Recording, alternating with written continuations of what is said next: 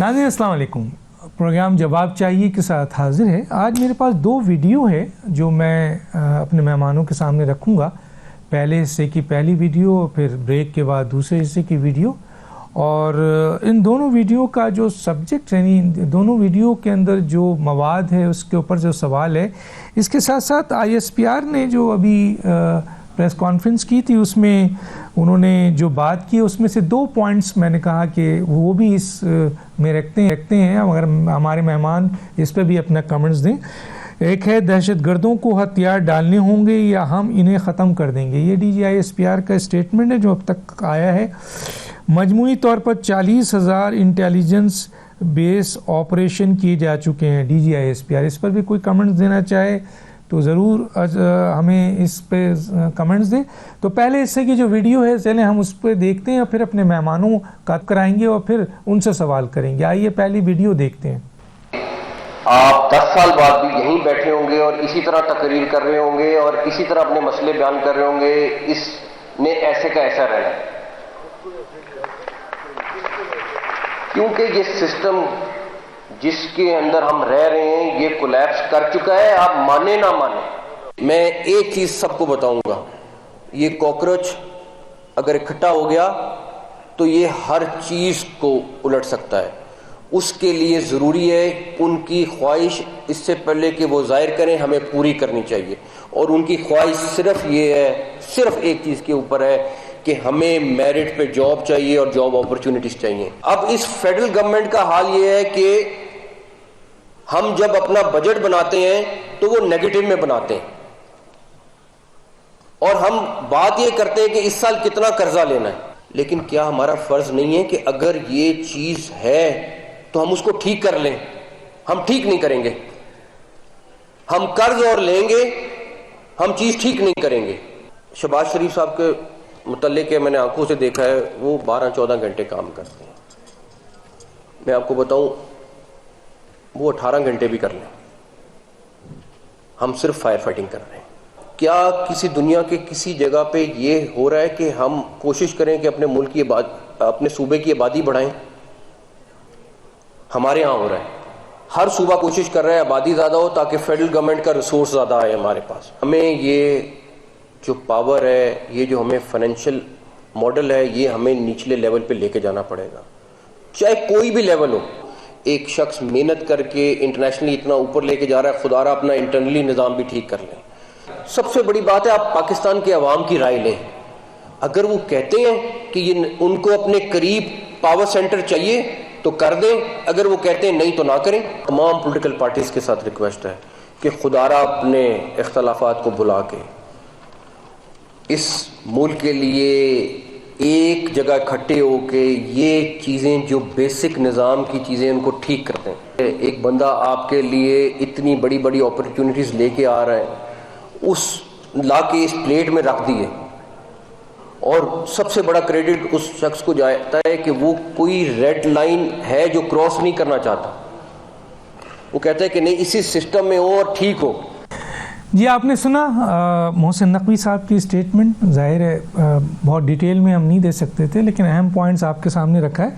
हमारे पास जो मेहमान हैं उनका तारुफ कराते हैं। बैरिस्टर दानियाल चौधरी वफाकी पार्लिमानी सेक्रेटरी हैं हमारे साथ। उनका बहुत शुक्रिया, उन्होंने ज्वाइन किया। उसके अलावा और ये पार्लिमानी सेक्रेटरी हैं इत्तलात व नशरियात, रुकन कौमी असम्बली, रहनुमा मुस्लिम लीग नून। इनका पूरा तारुफ मैंने बता दिया। सेनेटर मौला बख्श चांडियो साहब हैं, साबिक वफाकी वज़ीर हैं, सीनियर रहनुमा पाकिस्तान पीपल्स पार्टी। आपका भी बहुत शुक्रिया, आपने हमें ज्वाइन किया।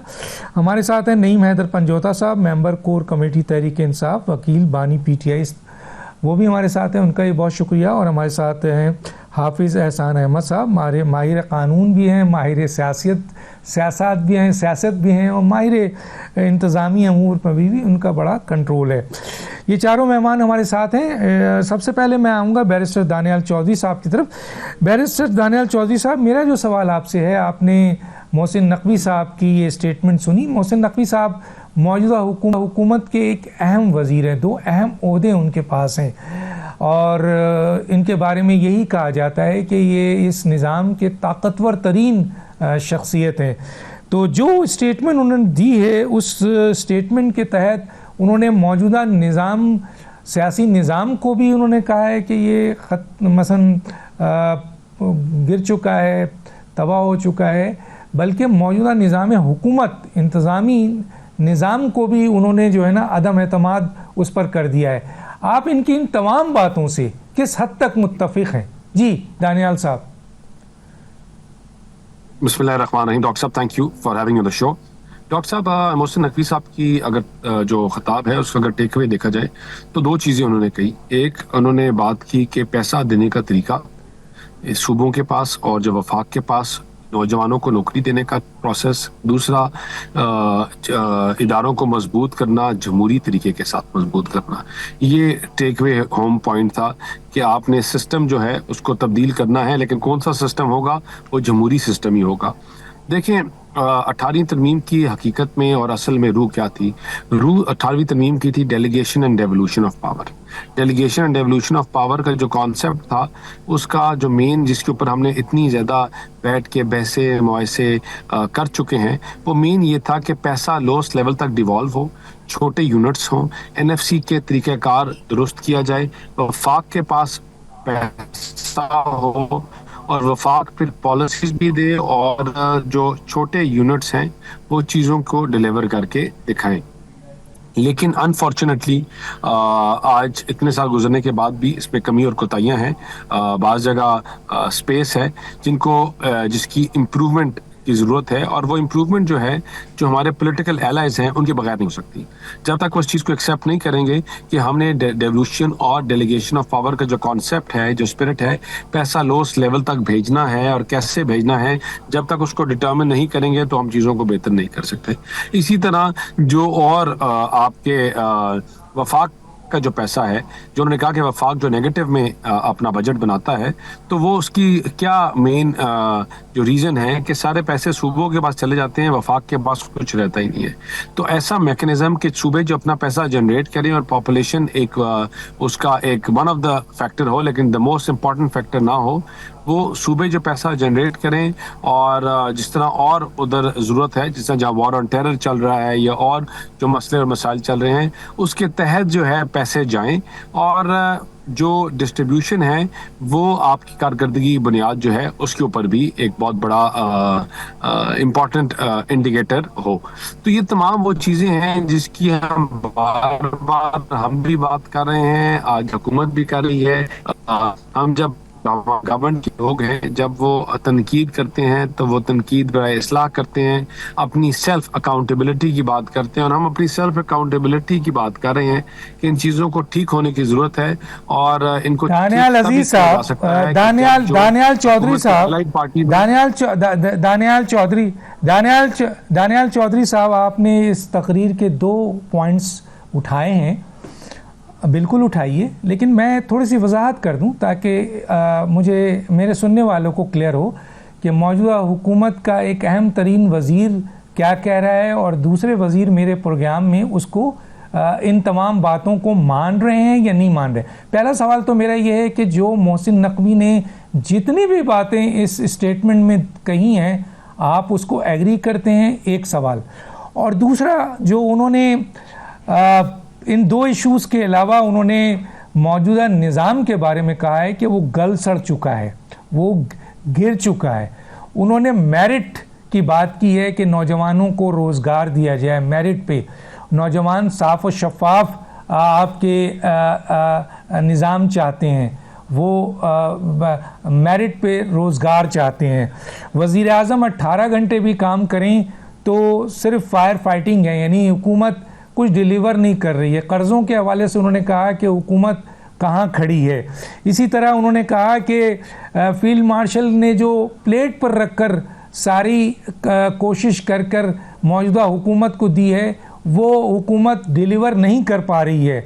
और ये भी उन्होंने कहा कि वो रेड लाइन क्रॉस नहीं करना चाहते हैं। तो सर, इस वक्त तो उनकी गुफ्तगू में मौजूदा निज़ाम हुकूमत, जो हुकूमत है, उसका फेलियर बताया गया है, उसको बताया गया है कि वो नाकाम है, वो डिलीवर नहीं कर पा रहे हैं, वो आपके जो ये निज़ाम है ये गिर चुका है, गल सड़ चुका है, जिस निज़ाम के तहत ये हुकूमत चल रही है। इस पर ज़रा कमेंट्स कर दें सर।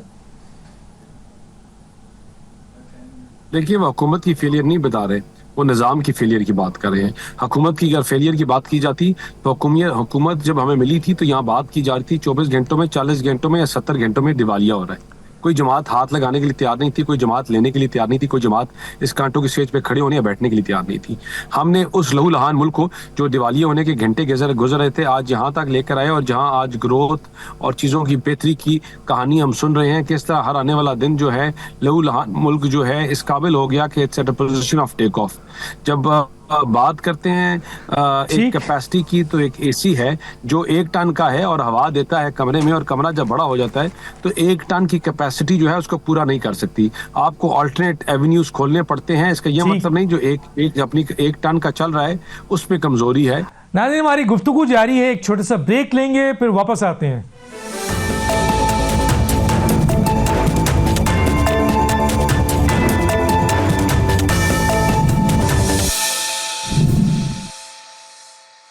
Welcome back. जी जनाब, मौलाना बख्शांडियो साहब, आपने ये सारी स्टेटमेंट सुनी है, आप भी इत्तेहादी हुकूमत का हिस्सा हैं, आप कैसे देखते हैं इनकी सारी स्टेटमेंट के ऊपर? आप समझते हैं कि ये बातें इनकी सारी सही हैं और जो उन्होंने निज़ाम पर सवाल उठाया है या मौजूदा निज़ाम हुकूमत पर सवाल उठाया है वो सही है? मेरे दोस्त ने भी बात की कि ये निज़ाम पे बात है, हुकूमत पे नहीं है। मुझे हंसी आ रही है कि उन्होंने बिल्कुल अलग करके बताया कि हुकूमत अलग चीज़ है, निज़ाम अलग चीज़ है। ठीक है, उनका अपना नुक्ते निगाह है, लेकिन मैं कहता हूँ नकवी साहब के इस तज्जिए के बाद तो हुकूमत को कुछ कहने के लिए रहा ही नहीं है, कोई बचा ही नहीं है। उन्होंने तो पूरी हुकूमत को ले लिया हिसाब किताब में, जब पूरा निज़ाम ही गिर चुका। आप देखिए ये कितनी बुनियादी बात है कि भाई वो मेरिट पे सर्विस थे। अगर ये नहीं हो रहा है और एक दबंग वफाकी वजीर ये कह रहा है तो क्या रह गया है बाकी इनको बोलने के लिए? इसका मतलब अब तो मुकम्मल नाकाम है। और नकवी साहब ने अपने तज्जिए में पूरे निज़ाम को क्या पूरी हुकूमत को ही फेल कर दिया है। अब जवाब नहीं है इनके पास, क्या जवाब देंगे? उनके अपने वजीर ने कह दिया कि निज़ाम सड़ चुका, अब इसकी ज़रूरत नहीं है, अब नए निज़ाम को लाना है। नए निज़ाम आएगा तो ये तो नहीं रहेंगे, वो तो कोई और निज़ाम है। असल बात ये है, कोई मामूली बयान नहीं है उनका। ऐसे आसानी से वो कोई वजीर साहब तज्जिया कर दे इस बयान का। जनाब ये मर्जी है, कोई मर्जी नहीं है नकवी साहब की। नकवी साहब ने कह दिया है ये निज़ाम फेल हो चुका, गल सड़ चुका, हमें नए निज़ाम का इंतज़ाम करना होगा और हुकूमत डिलीवर करने में फेल हो गई है। अवाम बेजार है, नौजवान बेजार है। कितनी मज़े सी बात की है। काकरोच, हिंदुस्तान में काकरोच ने क्या कर दिया है आप बताएं? तबाही है, काकरोच की बात उन्होंने की है। अगर ये काकरोच इनको करार दे रहे हैं तो वैसे ही सूरत से इनकी मुनासबत से बात कर रहे हैं। तो वहाँ जो कुछ किया है, मैं अपने तजर्बे पे बताता हूँ आपको। मियाँ साहब के ज़माने में भी ऐसा हुआ है, दूसरे दौर में भी ऐसे हुए। 1-2 वज़ीर होते हैं जो वक्त से पहले बात करते हैं कि निज़ाम कहाँ जा रहा है, तबाही कब आ रही है। वज़ीर दाखिला साहब, हमारे नकवी साहब का बयान भी इसी किस्म का बयान है। उन्होंने इस निज़ाम को नहीं, इस हुकूमत को यह पूरा बेकार सा करार दे दिया है। अब क्या होगा, इनके बयान का नतीजा ज़रूर निकलेगा। अब ये बयान अंदर तो अफरा तफरी फैला ही देगा, लेकिन जहाँ जहाँ ये आवाज़ गई है वो सब खड़े हो जाएंगे। और मैं कह रहा हूँ बाज़ मुजरा माहौल को तैयार करने के लिए अपना किरदार अदा करते हैं, नहीं हो तो वो तैयारी करते हैं। मैंने देखा है नून लीग की हुकूमत के ज़माने में उनके जो लॉन्ग मार्च हो रही थी, तब उनकी ख्वाहिश होती है कि लोग निकल क्यों नहीं रहे हैं। भाई अभी तो लोग हैं ही नहीं, थोड़े से क्या मतलब है थोड़े से, माना और निकले ना। तो नकवी साहब का बयान भी बड़ा अहम बयान है। इस बयान को सिर्फ सरसरी तज्जिए से नहीं देखा जा सकता। इसका नतीजा बड़ा ख़तरनाक है। ये बयान ज़रूर नतीजा निकालेगा, अवाम को रास्ता दिखाएगा। हुकूमत का अपना एहतसाब हो चुका, दबंग वजीर हैं उनके हुकूमत के, वो जो बयान बोला है वो हुकूमत का नतीजा निकल चुका है कि आपने जो कारनामे दिखाए हैं, आपने की जो कामयाबी दिखाई है वो कागजी है, आपके बस में कुछ नहीं है, अब आप मजीद नहीं चला सकते, आपके बस की बात नहीं है। ठीक है। मैं आता हूं जनाब नईम हैदर पंजोता साहब। नईम हैदर पंजोता साहब, इस स्टेटमेंट को आप कैसे देखते हैं? बहुत शुक्रिया डॉक्टर साहब, आपने मौका दिया। देखें, अल्हम्दुलिल्लाह अल्लाह ताला ने सुरखरू किया हमेशा इमरान खान को, और इस बयान के बाद हम फिर से कहेंगे कि इमरान खान सुरखरू हुए। उसकी रीज़न ये है कि इमरान खान साहब यही आपको समझाने की कोशिश कर रहे थे। इमरान खान ने यही बात की थी कि मुल्क जो है वो डंडे के ज़ोर से नहीं चल सकता, मुल्क चलता है कानून और इंसाफ से, मुल्क चलता है जमहूरियत से, मुल्क चलता है अदलिया की आज़ादी से, मुल्क चलता है आज़ाद मीडिया हो, मुल्क चलता है कि लोगों के हकूक़ की हिफाजत की जाए, उनके वोट की हिफाजत की जाए, हकीकी मायनों के अंदर जमहूरियत हो, तमाम इदारे अपनी आइनी हदूद के अंदर जाएँ। ये मसाइल का हल है पाकिस्तान की बेहतरी का। लेकिन आपने क्या कहा, ये गद्दार है। जिस साफ़ी ने कहा गद्दार है, उठा के जेल में डाल दिया, मुल्क बदर कर दिया। आज अपने मुंह से खुद एडमिट कर रहे हैं कि ये निज़ाम डिलीवर नहीं कर रहा। ख्वाजा आसिफ साहब का बयान बड़ा अहम है, जब उन्होंने कहा था कि ये जो निज़ाम है ये हाइब्रिड है, और हाइब्रिड निज़ाम आपको पता ही है कि किसको कहते हैं, कि दोनों की पार्टनरशिप से ये निज़ाम चल रहा है। तो उन्होंने एक तरफ से अपने से ये जो चुल्लू है छुड़ाने की कोशिश की है कि कसूर जो है जिन्होंने मुझे यहाँ पर बैठाया हुआ उनका नहीं है, बल्कि और ये जो एक तरक्की के दावे किए जा रहे थे कि मुल्क जो है बड़ी तरक्की की उड़ान उड़ रहा है। सफारती खारजा पॉलिसी की हमने भी तारीफ़ की, लेकिन कहा गया कि देखें जी, मुल्क के अंदर भी अगर देखें, इंटरनेशनल सर्वे देखें, फलाना सर्वे देखें, तो उसके मुताबिक पाकिस्तान जो है वो तरक्की की मंजिल के ऊपर पहुंच चुका है, या पहुंच रहा है, या चढ़ गया है, या बस अभी थोड़ी देर में जहाज़ उड़ने वाला है। और बड़े ज़बरदस्त हमने डिफ़ॉल्ट से मुल्क बचा लिया, मुल्क जो है डूब रहा था और हम आए और हमने मुल्क की मैशत को संभाला और बेहतरीन कर दिया। ऐसा ना हो कि नौजवान इंडिया में जैसे हुआ, कॉकरेज उनको समझा गया और वो सड़कों पर आ गए और फिर निज़ाम हमारा तख्ता पलट दे। आज उन्होंने कहा कि नौकरियां जो हैं वो मेरिट के ऊपर नहीं दी जा रही, ये वो बात कर रहे हैं। आज वो कह रहे हैं कि उनकी ख्वाहिशात का एहतराम नहीं किया जा रहा। और मैं हैरान हूं कि जो इमरान खान को गद्दार कहते थे, आज कह रहे हैं कि पीटीआई वालों से भी बात करें, उनको भी बिठाएं, तमाम सियासतदान कमरे में बैठें। भाई बाकी पार्टियां तो जो इस वक्त इक़्तिदार के अंदर हैं वो तो कमरे में बैठी हैं ना, उसको आपने कमरे में बिठा के इक़्तिदार दिया। तो इमरान खान थे जो कहते थे कि असूली मौक़िफ़ इख्तियार करें और मुल्क की बेहतरी के लिए ये पॉलिसी है, ये गाइडलाइंस हैं। तो आज इमरान खान से आप जिसको आप दहशतगर्द कहते थे, कैसे एग्री हो गए पीटीआई के साथ बातचीत करने के लिए? आप जो है वो मुल्क को मजीद आगे धकेलने की तरफ बढ़ने के लिए गामजन है और इरादे रखे हुए हैं, उससे पीछे नहीं हट रहे। ठीक है जनाब नईम हैदर पंजोता साहब, सबको उतनी टाइम, ठीक है, सबको उतनी टाइम दे देना। हाफिज हसन अहमद साहब जी, ठीक है। नकवी साहब मौजूदा हुकूमत के ताकतवर तरीन वज़ीर कहलाते हैं।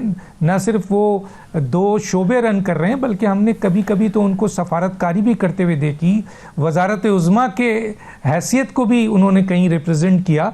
तो बहुत अहम वज़ीर कहा जाता है। और उन्होंने मौजूदा जो लोग कह रहे हैं कि मौजूदा सियासी निज़ाम पर भी जो अदम एतमाद कर दिया, इंतज़ामी निज़ाम पर भी अदम एतमाद कर दिया, इंतखाबी निज़ाम पर भी अदम एतमाद कर दिया, अदालती निज़ाम पर भी अदम एतमाद कर दिया, और जिस हुकूमत का वो हिस्सा है उस हुकूमत की कारकर्दगी को उन्होंने उस पर अदम एतमाद कर दिया। क्या कहेंगे जनाब एहसान साहब? बिस्मिल्लाहिर्रहमानिर्रहीम। डॉक्टर साहब आपका शुक्रिया कि आपने मौका दिया।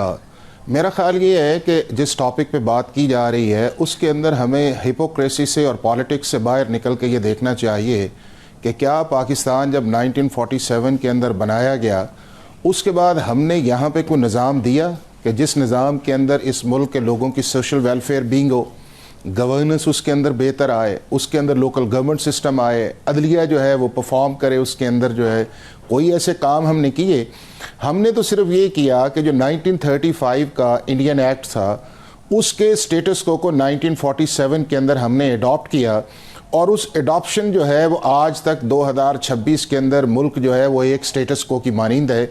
और अगर आप इन सारे पॉलिटिशियंस की स्टेटमेंट निकालें कि जब ये गवर्नमेंट के अंदर होते हैं तो ये कहते हैं कि हम मुल्क को बेहतरी की तरफ लेके जा रहे हैं, मुल्क डूबा हुआ था और उसके लिए हम सरतोड़ कोशिश कर रहे हैं। और जब गवर्नमेंट में नहीं होते तो सारे पॉलिटिशियंस की स्टेटमेंट ये देखें कि ये निज़ाम ख़त्म हो चुका है, ये लोगों को डिलीवर नहीं कर रहा, ये फरसूदा हो चुका है। मैं ये कहता हूँ कि ये सारी जो स्टेटमेंट्स को अगर आप एक साइड के रखें तो जेन्युइनली ये है कि पाकिस्तान के अंदर जो ये सारा निज़ाम है, जो आपका जस्टिस का है, गवर्नेंस का है, लोकल गवर्नेंस का है, सोशल डिलीवरी है, इसके ज़रा इंडेक्स उठा लेते हैं 1947 से लेके आज तक, तो उससे आपको अंदाज़ा होगा कि हम खड़े कहाँ हुए हैं और हमारे सामने चैलेंजेस क्या हैं और उन चैलेंजेस को हम हल किस तरह कर सकते हैं। अब आप ये देखिएगा कि इस वक्त 2026 के अंदर ये है, पाकिस्तान जो है उसका दुनिया भर के अंदर हाईएस्ट स्टैंडर्ड ये है कि 2.5 करोड़ से ज़्यादा बच्चा जो है वो स्कूलों से बाहर है। उसके बाद ये है कि आपका सोशल इंडेक्स जो है वो दुनिया में 161 नंबर पे, 193 नंबर पे, कॉन्ट्रैक्ट कंप्लाइंस आपकी 153 है। उसके बाद आपकी जुडिशरी जो है वो 130 नंबर पे खड़ी हुई है। लॉ एंड ऑर्डर की आप सिचुएशन देख लें। उसके बाद आप ये देख लें कि लोकल गवर्नमेंट्स के अंदर दुनिया के हर मुल्क ने अपनी लोकल गवर्नमेंट्स को डिवॉल्व किया, हम वहीं खड़े हुए हैं। उसके बाद एडमिनिस्ट्रेटिव यूनिट्स देख लें। मैं छोटी सी आपको एग्जांपल देता हूं कि जिसके अंदर आप ये देखें कि इंडिया जब बना तो उसने अपने मुल्क को आगे चलाने के लिए फ़ौरन एक एक्ट ऑफ पार्लियामेंट बनाया और उसने इन प्रोविंसेस को, स्टेट्स को या उसके बाद यूनियंस को बनाया। 34 के करीब उन्होंने बनाई। अफगानिस्तान ने 34 के करीब बनाई। उसके बाद अगर मेरे सामने अगर आप ये फिगर देखें जो सिंसियर है, अमेरिका की 50 रियासतें हैं, जर्मनी के 16 लैंडर्स हैं और 10 प्रोविंसेस हैं, 3 टेरिटरीज हैं। इस ऑस्ट्रेलिया के 6 हैं, जापान के 47 हैं, साउथ कोरिया के 17 हैं। उसके बाद इंडोनेशिया के 38 प्रोविंसेस हैं। फिलिपाइंस आप देखें 82 प्रोविंसेस हैं उसके अंदर। सऊदी अरेबिया के 13 हैं, स्विट्जरलैंड के 26 हैं, स्पेन के 17 हैं, फ्रांस के 18 और 101 उनके डिपार्टमेंट है। ये वो एक सबसे बड़ा मैं आपको बताऊं कि एडमिनिस्ट्रेटिव यूनिट्स पे जिस पे बात की जाती है उसके बताएं। पंजाब का एडमिनिस्ट्रेटिव यूनिट बना था 1849 के अंदर, सिंध बना था 1936 के अंदर, NWF बना 1901 के अंदर, बलोचिस्तान का जो चीफ कमिश्नर प्रोविंस था वो 1887 में और 1970 के अंदर बना। अब आप देखें कि उस दौर के अंदर जो पूरे पाकिस्तान की पॉपुलेशन थी वो 3.5-4 करोड़ के करीब थी और पंजाब का 20-22 मिलियन था। और अब आप देख लें पंजाब 130 मिलियन पे है, सिंध 60 पे है, 42 मिलियन आपका KPK है, 15 मिलियन से ज़्यादा आपका बलूचिस्तान है।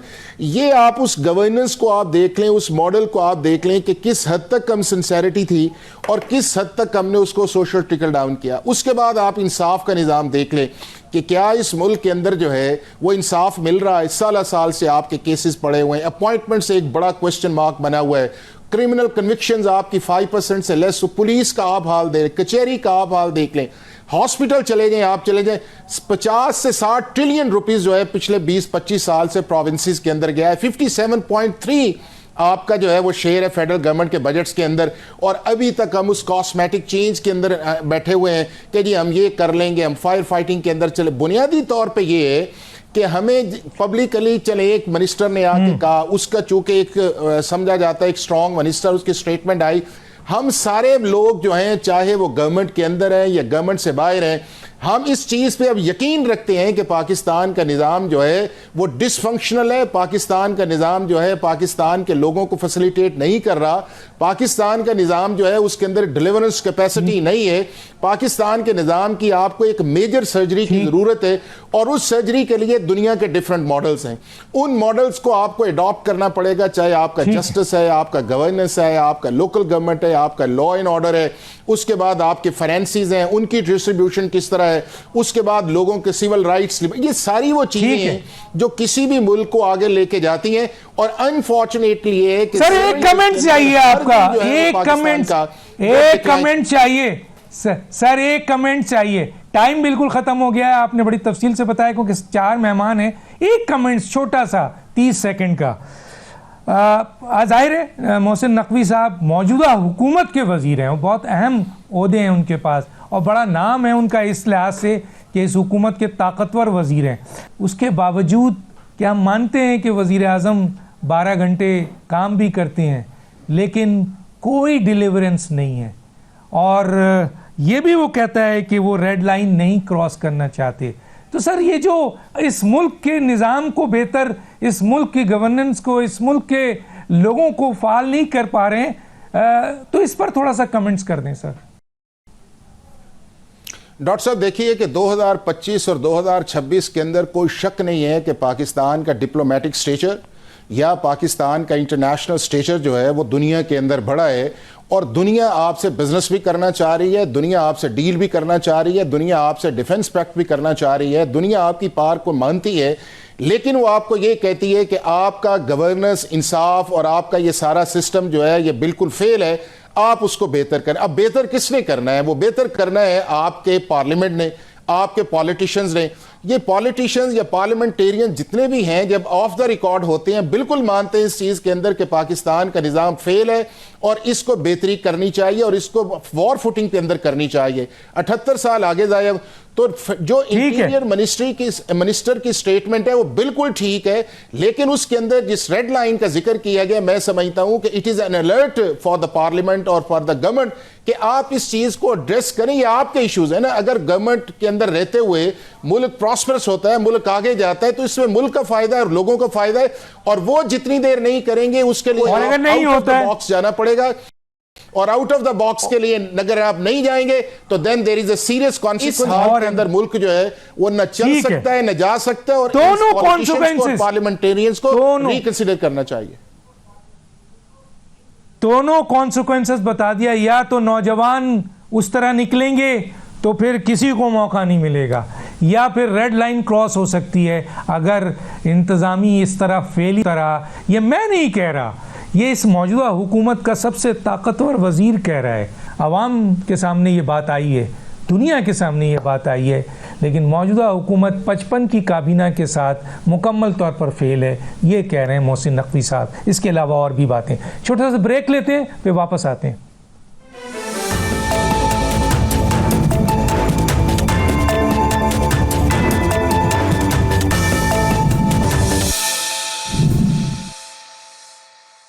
Welcome back. अब ये एक वीडियो है मैं दिखाना चाहता हूँ, और ये वीडियो मसलन हमने नहीं बनाई है, ये जो बोला गया है वो हम आपके सामने रख रहे हैं और उस पर अपने मेहमानों की राय ज़रूर लेंगे, लेकिन हमारे पास टाइम बहुत कम है, 4 से 5 मिनट हर मेहमान को दिए जाएंगे।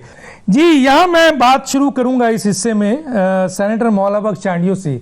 मौला बख्श चांडियो साहब क्या कहेंगे? दोनों की स्टेटमेंट सामने है। देखिए, मैं एक बात आपको बता दूं, मेरे लिए काबिल एहतराम है, मैं उनसे बात ऐसे ही करता हूं। अब आप जिस सूबे की तरक्की की बात कर रही हैं वो सूबे की तरक्की आपने आगाज नहीं किया। बरसा बरस जितनी पाकिस्तान की उम्र है इस सूबे को बनाने में पूरे पाकिस्तान का पैसा शामिल है। हमने पहले आपको सुना है, आपने जिस अंदाज से बिलावल साहब पे बातें की, मैं सुन रहा था, मैं देख और मैं हंस रहा था। कल तक तो वो भाई थे आपके, अभी आप इलाकाई बर्तरी में आकर जिस तबाही की तरफ लेके जाना चाहते हैं पाकिस्तान को, वो आपके वालिद बुजुर्गवार का भी तुर्रा इम्तियाज था। और आपके चचा, जिनको हम बड़ा प्यारा वजीर समझते हैं, उन्होंने तो पानी के मसले में क्या बयान दिया?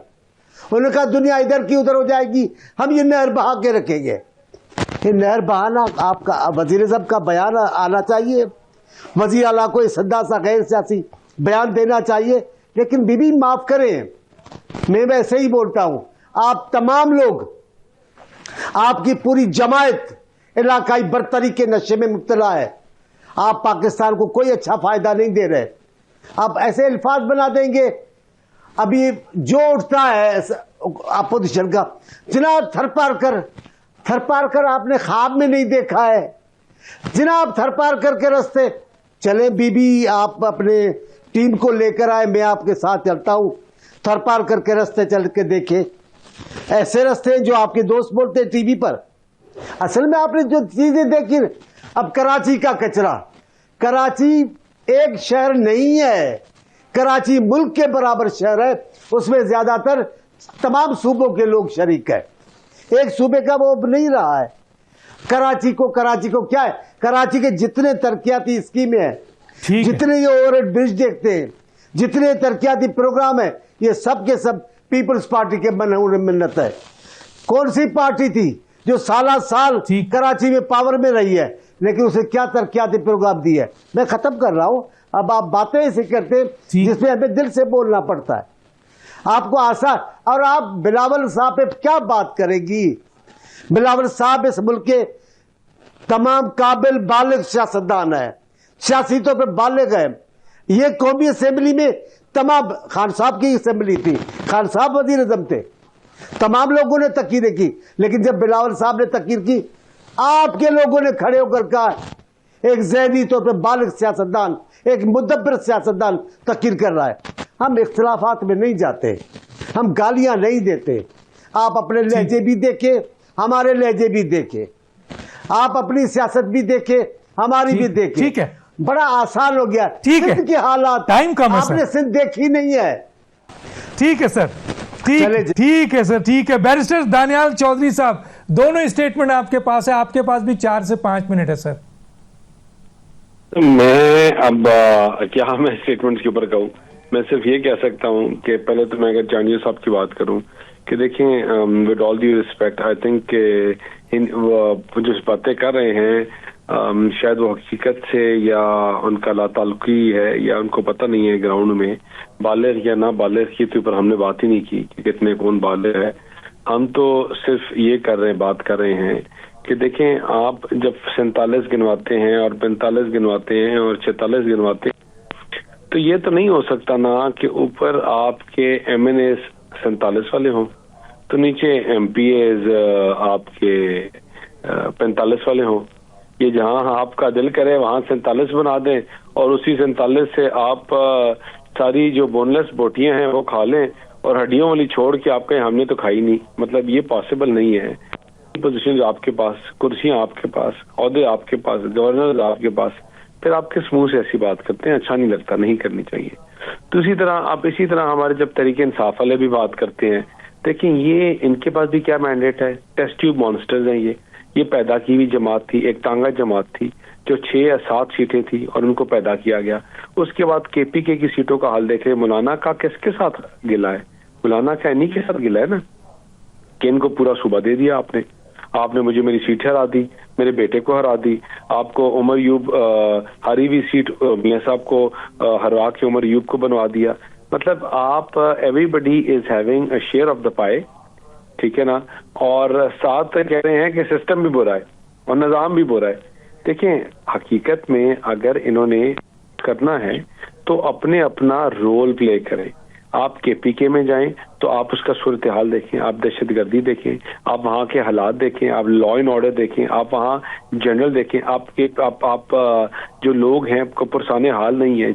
2.5 साल 3 साल से आपने एक दफा आवाम की आवाज नहीं उठाई, आवाम की नुमाइंदगी। सर हमने वीडियो पे बात की है, दानियाल साहब वीडियो पे बात की है, बड़ा संगीन इल्ज़ाम लगाया है पाकिस्तान पीपल्स पार्टी की क़यादत ने PMLN के ऊपर। इसके ऊपर बात हो रही है, हालांकि वो इत्तेहादी हैं, लेकिन आपके ऊपर आपने करप्शन का इल्ज़ाम लगाया, उन्होंने भी फॉर्म 47 का की हुकूमत वज़ीर आज़म वज़ीर आला की कर दी।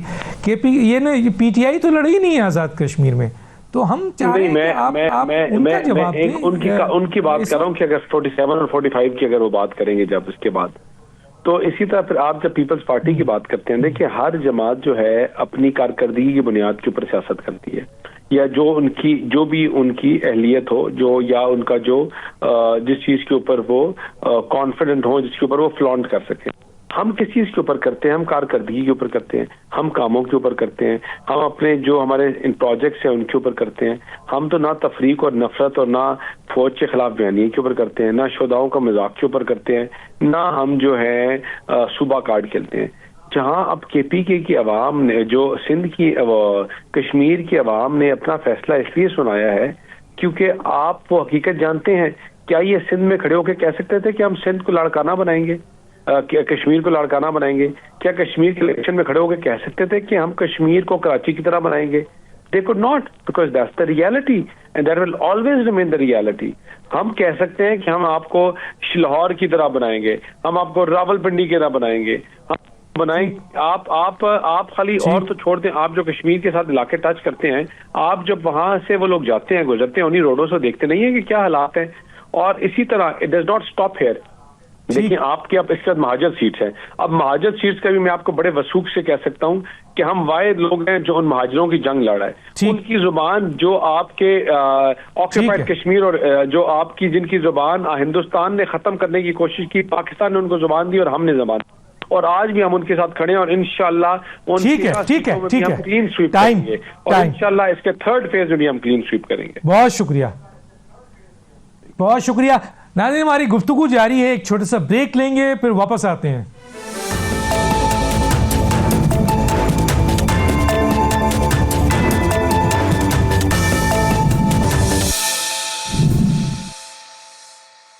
Welcome back. जी जनाब, मैं आता हूँ पंजोता साहब, ये दोनों इत्तेहादी हैं सर, मरकज़ में भी, बलूचिस्तान में भी, गिलगित बल्तिस्तान में भी, फिर भी एक दूसरे के ऊपर संगीन इल्ज़ामात हैं, करप्शन के भी, बैड गवर्नेंस के भी, और बहुत सारे संगीन इल्ज़ामात। क्या कहेंगे? देखें, सबसे पहले मैं बात करना चाहूँगा कश्मीर के हवाले से कि कश्मीर में जो हालात हैं, ये आग लगाने वाले जो हैं वो कसूरवार हैं, और पीपल्स पार्टी हो या नून लीग हो, ये तमाम जमातें जो हैं इसके अंदर बराबर की शरीक हैं, क्योंकि इन्होंने मिल के वफाक में भी हुकूमत बनाई हुई है और वहाँ हुकूमत नो डाउट पीपल्स पार्टी की है, लेकिन उससे बरी उज़ेमा नहीं हो सकती। दूसरी ये चीज़ है, देखें कि कश्मीर की आवाम को रद्द करके, उनकी ख्वाहिशात को रद्द करके, उनको मसक के वहाँ किस मुँह से जो है वो, इनके अंदर दिल नहीं है, इलेक्शन लड़ रहे हैं। यानी आपको सिर्फ कुर्सियाँ, इक़्तिदार, वो अहम है। कश्मीर की आवाम के जज्बात, उनके एहसासात, वो प्रोटेस्ट करें, उनका राइट है। तो उनकी ख्वाहिशात को सलब करके, उनके हकूक़ के ऊपर ढाका मार के, उनको दीवार के साथ लगाकर, कलदम करार देकर, और वहाँ इलेक्शन लड़ना, वहाँ इलेक्शन के अंदर जाना, और फिर वीडियोज़ सोशल मीडिया पे जाना कि अल्लाह ताला ने हमें फ़तह दे दी है। भाई किसके साथ फ़तह दे दी है? आपस में आपकी वो एक चल रही है कि जीबी के अंदर फैसला हुआ था कि पीपल्स पार्टी को हुकूमत दी जाएगी, और नून लीग के अंदर फैसला लग रहा है कि कश्मीर के अंदर फैसला लग रहा है कि नून लीग को हुकूमत दी जाएगी, और वो इलेक्शन से नज़र आ रहा है। तो जब आपने एक दूसरे के साथ ढीलें की हुई हैं, तो फिर आप बर्दाश्त कीजिए। और अगली बात ये रहेगी कि मुझे कुछ लोगों ने रात को भी कहा कि देखें, क्या आपको लगता है कि पीपल्स पार्टी और नून लीग की आपस में लड़ाई होगी? मैंने कहा भाई कोई लड़ाई नहीं होगी, ये सिर्फ और सिर्फ इलेक्शन की हद तक है। एक पोर्शन के अंदर इलेक्शन हो गया है, बाकी 2 पोर्शन के अंदर इलेक्शन रहता है। जो ही इलेक्शन होता जाएगा तो आप देखेंगे कि ये एक दूसरे की तारीफें भी करेंगे और एक दूसरे को मुबारकबाद भी देंगे। उसने कहा ऐसे कैसे मुमकिन है? तो मैंने कहा पीपल्स पार्टी को कह देना कि आप इस्तीफा दे दें, आप कह दें जी कि हम इस वफाकी हुकूमत पे अदम एतमाद करते हैं और हम इसका हिस्सा नहीं है, तो देखते हैं कैसे हुकूमत कायम रहती है। हुकूमत गिर जाएगी, इनके वोटों से हुकूमत बैठी हुई है, मखसूस नशिस्तें लेनी हो, वहाँ कटोरा लेकर सारी जमातें इकट्ठी हैं, तरमीमें करनी हो, वहाँ पर पीपल्स पार्टी और दीगर जमातों ने वोट दिया। तो कैसे आप कह सकते हैं कि इनकी आपस में इख्तलाफ है? यानी फार्म 47 का अगर ये कहना कि शहबाज शरीफ साहब फार्म 47 के हैं या मरीम नवाज साहबा जो है फार्म 47 की हैं, तो सदर जो है वो वोट किससे लेता है? वो कोई इंडिया के जो है वो मेंबरान से जाकर लेता है, इन्हीं से लेकर सदर बनता है ना। तो फिर जब सदर इनके वोटों से बनता है तो यार किस मुंह से आप आवाम को बेवकूफ़ बनाने की कोशिश कर रहे हैं? ये तमाम आपस में मिले हुए हैं। इनकी मिलने की वजह सिर्फ और सिर्फ है इमरान अहमद खान न्याजी, क्योंकि उनको पता है कि इलाके का जैसे थानेदार आ जाता है ना, ईमानदार, तो सारे चोर इकट्ठे हो जाते हैं। ये तमाम इकट्ठे हैं इमरान खान के खिलाफ। अदरवाइज अगर इमरान खान जो है जिनको माइनस करने की कोशिश कर रहे हैं, लेकिन इंशाल्लाह ताला वो माइनस नहीं होंगे, अगर वो ना होते तो कभी भी ये जो है आपस में इकट्ठे ना बैठते। सारी जिंदगी आपने देखा है कि ये इकट्ठे बैठे हैं, इतने टाइम से ये सियासत के अंदर हैं। कहीं पर आपने इनको देखा कि इन्होंने इकट्ठे हुकूमत बनाई हो मिलकर? पहली दफा बिलावल साहब ने कहा कि मेरे वजीर आजम है। अदरवाइज तो देखें ना, जिस तरह भुट्टो का मामला वहां से चलते हुए मोहतरमा शहीद हुई, उस सारे सिनेरियो को देखा जाए तो वो तो एक जमहूरियत के लिए जंग लड़ रहे थे। तो वोट चोरी करके जो नवाज शरीफ अपना हल्का भी आ रहे हुए हैं, तो उनके साथ बैठ जाना, उनको तस्लीम कर लेना, और इलेक्शन के टाइम पे एक दूसरे को कहते हैं, एडमिट करते हैं कि आप भी चोरी के जरिए आए हुए हैं, दूसरा कहते हैं नहीं आप भी आए हुए हैं, लेकिन आप इक़्तिदार की खातिर इकट्ठे बैठे हुए हैं। तो ये इनकी हकीकत है जो आवाम जान चुकी है। और आखिर में मैं ये कहूंगा, जो इन्होंने कहा जी कि ये टांगा पार्टी है 6 से 7 सीटों से जो है वो आए, तो वो कैसे आए? नवाज शरीफ साहब कैसे उनको लॉन्च किया गया था? उनका काम क्या था? उनके कारोबार क्या था? वालिद का कारोबार क्या था? और कैसे वो इक़्तिदार के अंदर आए? फिर जिस तरह से आए उसी तरह से हटा दिया गया। फिर बेनज़ीर साहब आई, फिर उनको भी हटा दिया गया, फिर आपको लाया गया, और फिर आप जैसे ढीलें लेकर बाहर गए और फिर अंदर आए।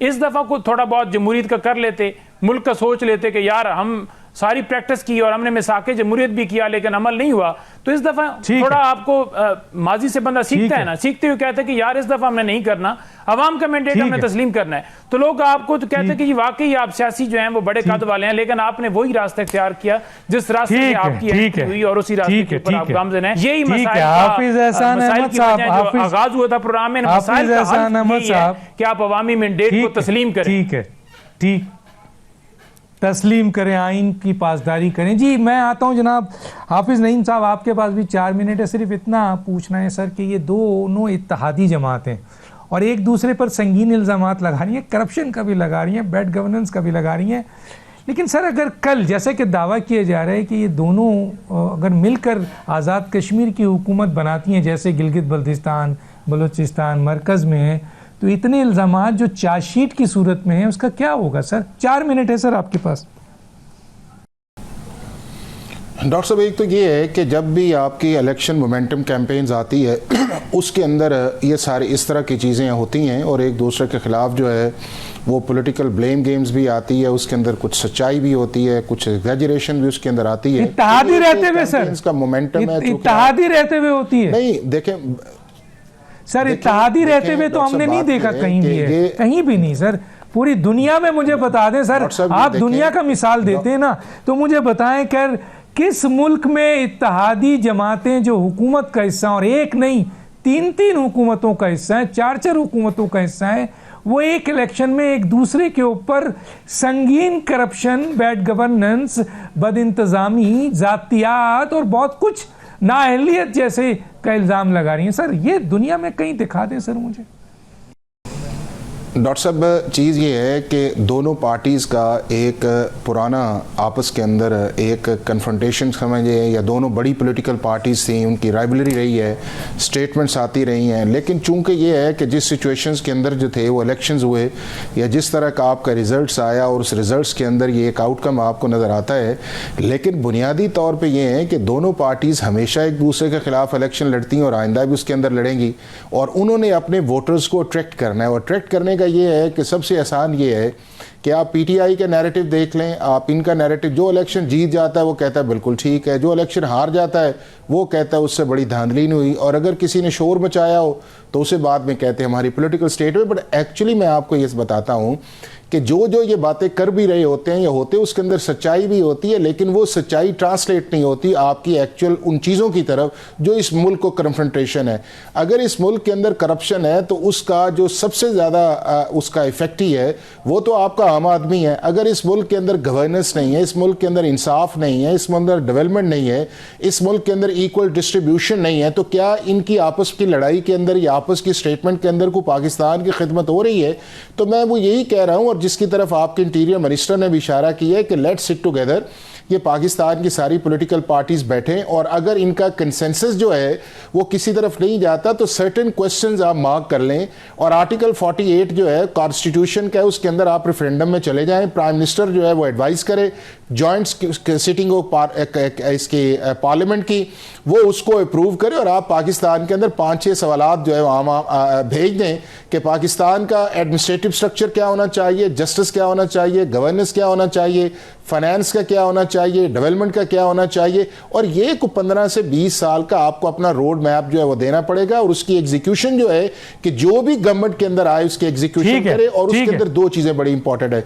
एक इंपॉर्टेंट ये है कि आप पार्लियामेंट का टेन्योर कम करें, इसको 5 साल से 4 साल की तरफ लेके आए, और दूसरा जो है कि ये जो जितना आपका फंड्स ये चीजें रुकी हुई हैं उनको आप लोकल गवर्नमेंट आर्टिकल 140A की तरफ चले जाएं, और तीसरा ये है कि इस मुल्क के अंदर जो है एक एक्सेप्टेबल जो है इलेक्शन प्रोसेस, और इस मुल्क एनएफसी को भी जस्टिस के अक़वाम मुत्तहिदा कह रहा है आबादी की बुनियाद पर आपने लोगों को, सूबों को वसाइल दिए हुए, ये नाइंसाफ़ी है। अगर पहले एक दफ़ा जब ईस्ट पाकिस्तान था तो उस वक्त तो आपने जोग्राफिया के तौर पर दिया था, आज आबादी के तौर पे है, तो अब तो अक़वाम मुत्तहिदा में ये सवाल उठ रहा है, ह्यूमन राइट्स ये सवाल उठा रही है कि ये ज़्यादती है। चारों मेहमानों का बहुत शुक्रिया। वक्त ख़त्म हुआ चाहता है, डॉक्टर दानिश को याद दीजिए। अल्लाह हाफ़िज़।